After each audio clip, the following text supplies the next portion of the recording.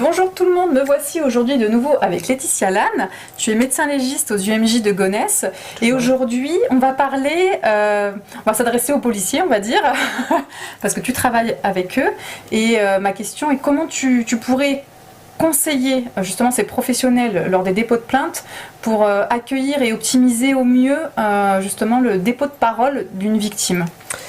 Oui, alors ça c'est un sujet qui est compliqué parce que les policiers ont beaucoup de travail, faut pas se mentir. Ils ont une charge administrative importante, mais c'est vrai qu'il y a certains dossiers qui nécessitent un petit peu plus de tact que d'autres. Et c'est important pour deux raisons. Déjà, pour obtenir les informations pertinentes. Exact. Qui pourraient en effet être intéressantes pour les fonctionnaires de police lors de l'enquête, tout simplement. Pour ne pas fermer la victime. Voilà. Et pour ne pas traumatiser de façon supplémentaire la victime qui vient déposer plainte. Alors la première chose, moi ce que je conseille, et je pense que s'il faut retenir un truc, c'est ça, c'est la neutralité. Ouais. Un policier n'est pas juge, il n'est pas avocat, donc il se doit d'enquêter à charge et à décharge.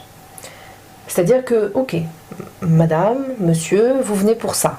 C'est quoi les faits? Je pose des questions en rapport avec ce qu'on me dit, mais je ne prends pas de parti pris. Nous, médecins, par exemple, on est censé croire ce que nous dit la personne qu'on a en face de nous, et c'est avec ce qu'elle nous dit qu'on orientera notre examen. Et bien pour les policiers, je pense que c'est un petit peu pareil, mais sur d'autres sujets. C'est-à-dire que si une victime arrive en disant voilà, j'étais en train de marcher dans la rue, je me suis fait voler mon téléphone, il n'y a aucune raison qu'on ne la croie pas. Donc pourquoi quand une victime dit voilà, écoutez, mon mari m'a mis une baffe, oui, ça pose question. Pourquoi ça poserait question? Exactement. Ou j'ai subi une agression sexuelle, pourquoi ça poserait question? Parce que j'ai une jupe, parce que... Non. Oui. Il n'y a pas de jugement à avoir envers la personne. Et voilà, vraiment, il faut garder cette neutralité. Et après, rien n'empêche en effet, en fonction des éléments de preuve matériels qu'on peut avoir, de dire, écoutez, là, votre version, elle n'est pas bonne, c'est-à-dire que pourquoi il y a ci, pourquoi il y a ça. Là, ok, on confronte, mais à l'initial, de prime abord, il faut vraiment garder cette neutralité et essayer de faire un effort sur la formule qu'on utilise pour poser les questions. Oui. Parce que dans la tête d'une victime, certaines questions peuvent être culpabilisantes. Exactement.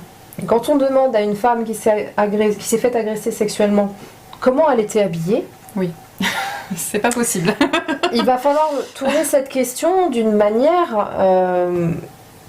Est-ce qu'on peut la poser déjà cette question-là? Moi, on peut la poser pour comprendre comment a fait l'agresseur pour déshabiller la victime. Oui. D'accord, oui. Vous voyez, c'est ça la nuance. Pas pour laisser supposer que la tenue qu'elle portait a généré l'envie et donc l'acte de l'agresseur. Et ça s'apprend. C'est pas évident, mais ça s'apprend. C'est-à-dire que dire à une victime, d'accord, mais alors du coup, il a enlevé vos vêtements, quels vêtements il a enlevé? C'est pas pareil. C'est pas pareil que de dire comment vous étiez habillé.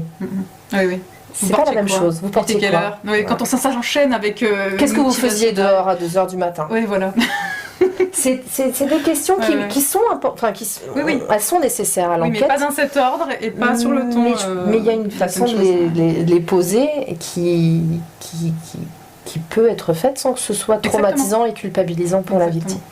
Donc voilà, donc ça c'est la deuxième chose, c'est on reste neutre, pas de parti pris dès le début. Et ensuite, on apprend à tourner ces questions de façon à ce qu'il n'y ait pas d'effet culpabilisant chez les victimes. Ça, c'est les deux grands axes importants. Après, il y a des cas particuliers, bien sûr, chez les mineurs, chez les enfants. Il y a certains vocabulaires qu'on ne peut pas employer, même si c'est des jeunes. faut pas être vulgaire sous prétexte que c'est des jeunes. Oui, oui, voilà, essayer de parler jeune alors que c'est complètement déplacé sur des temps pareils, quoi. Voilà. Mais après, franchement, je pense que s'ils arrivent à garder la neutralité initiale et améliorer la façon de comment poser les questions, oui, déjà ça serait déjà gagné. C'est gagné parce que ça serait déjà génial.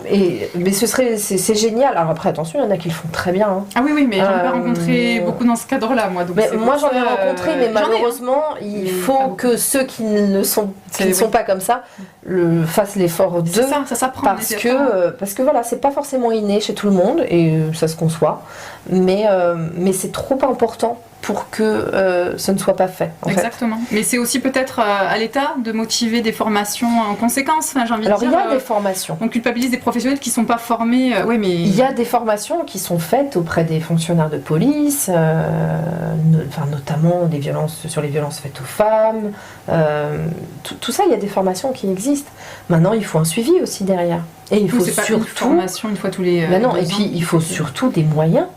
Parce que quand vous êtes à la 25e plainte de la journée, on a beau dire, mais c'est comme un médecin qui voit son 50e patient de la journée. Il y en a marre, tout simplement. Il y a trop de travail, trop d'administratif, trop de charges, trop de tout. Et donc, forcément, le travail, il est moins bien fait.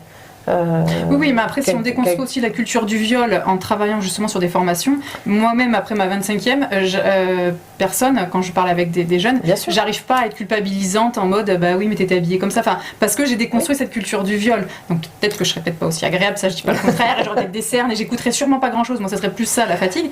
Et je serais un petit peu à côté, mais c'est vrai qu'il y a quand même un travail de fond. Bien sûr, mais c'est une conjonction d'éléments. C'est-à-dire que si on leur donne les moyens d'être suffisamment nombreux pour accueillir correctement les gens, si on leur donne des formations où on leur apprend à poser des questions, à tourner les phrases de façon à ce que ce soit bien posé et que on leur demande d'être neutre dès le début et ensuite en fonction des éléments d'enquête de confronter les uns ou les autres, oui.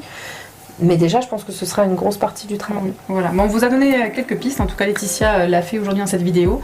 On espère que ça vous a plu. Je te remercie beaucoup. Merci. Et puis, merci à vous. Au revoir. Au revoir.